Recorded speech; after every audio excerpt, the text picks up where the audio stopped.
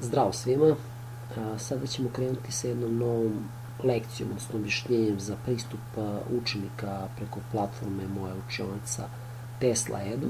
Prvo mi moramo da dobijemo određene podatke za korisničko ime, za lozinku i nakon toga trebamo se prijavimo. Naravno, nećemo ovde gledati onaj deo uloga gosta, jer je ona uskraćena za određene kurseve, pa mi moramo pristupiti i dobiti određene parametre kao učenici od starešina, ali to naravno u posredovanju sa starim licem, roditeljem, odnosno starateljem.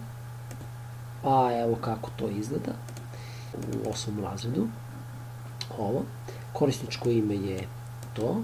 Kopirat ćemo, nalepit ćemo podatak, i ovo ćemo zatamiti i unećemo lozinci, evo to je ova, kopirat ćemo i vi nećete vidjeti koja je to lozinka, znači sve celovito, kako ste dobili tu lozinku, tako unosite ovde i zapamtit ćete na vašem računaru kao učenici sve ovo.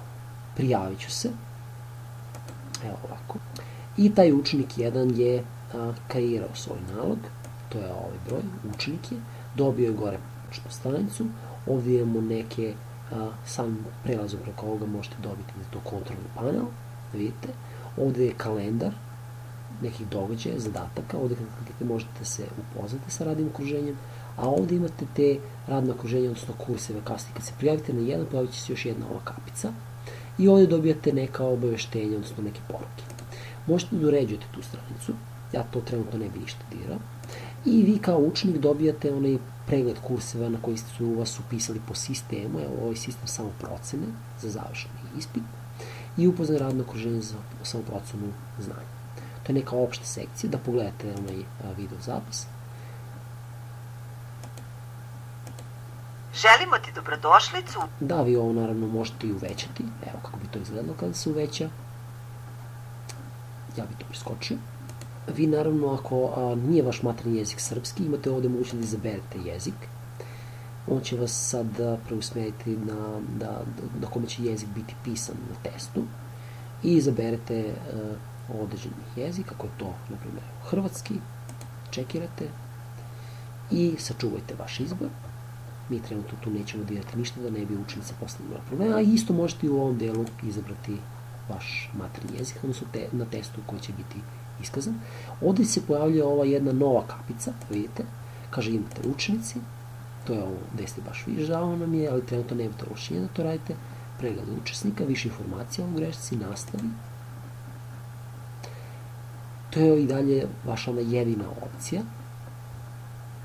I imate ovde ocene, prikaz, kaže izveštaj, ukupno za kurs od 0 od 100, i imate posle još dole izbor grupa, izaberi jezik, ajmo opet da proverimo ovaj deo, da imamo to radno okruženje kako će nas vratiti na početak, opšta sekcija, vaš napredak, tu bi trebalo da prikaže, ovdje imamo poruke, trenutno ih nema, vidimo da je 0, i evo taj pregled kurseva u toku, prošli, evo da vidimo prošli da li ima nešto, nema prošlih kurseva, budući kursevi, opet nije ništa prikazano, i u toku, to je samo ovaj deo gde vi trebate da se upoznate sa izgledom svih kurseva.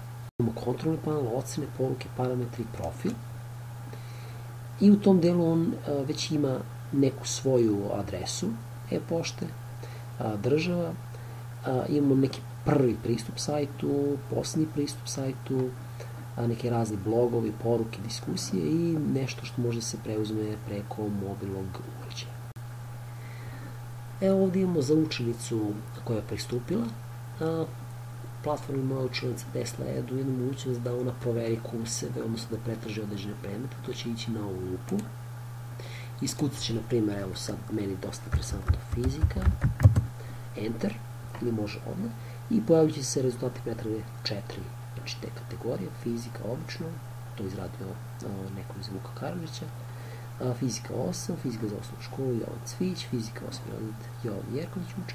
I naravno ovo sve što je napravljeno, to iz nekih škola, pa evo da pokušamo da pristupimo ovom delu, pa kaže ovo nije omogućeno, tako, nije moguće, mi ćemo se vratiti, ali da vidimo ovaj deo, probni završni ispit, konverzivni test, evo, trenutno ni ovo nije moguće da se pristupi. To je bilo to. Hvala. Prijetno.